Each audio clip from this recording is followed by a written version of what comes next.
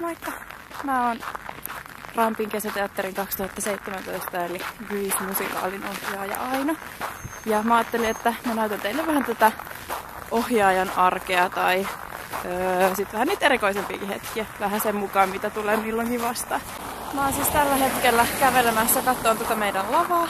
Niin mä ajattelin, että mä lähden fiilistelemään vähän, että miltä toi meidän lava nyt näyttikään ja millainen se paikka on. Ja jotenkin se on tosi ihana käydä vaan vähän katsoa se fiilistelemässä ja kuvittelee, että millaista se on sitten, kun me päästään keväällä sinne.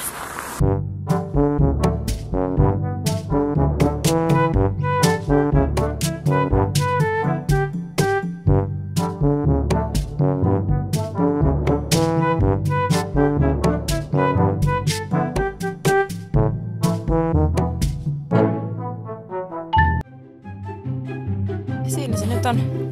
Mehän rakennetaan tänne joka vuosi oikeastaan uudet lavasteet, että toi on parin kesän takaa. Toi parveke on viime kesältä. Tältä tää näyttää. Onhan täältä ihan mielettömät näkymät. Meidän pääsykokeita pidettiin nyt sunnuntaina. 20 ihmistä on lavalla tässä sitten kesällä. Harjoitukset aloitetaan nyt helmikuussa. Huhtikuun loppuun asti ollaan tuolla Ekosalissa harjoittelemassa, eli Rampin sisänäyttämöllä Hietasaaren kadulla.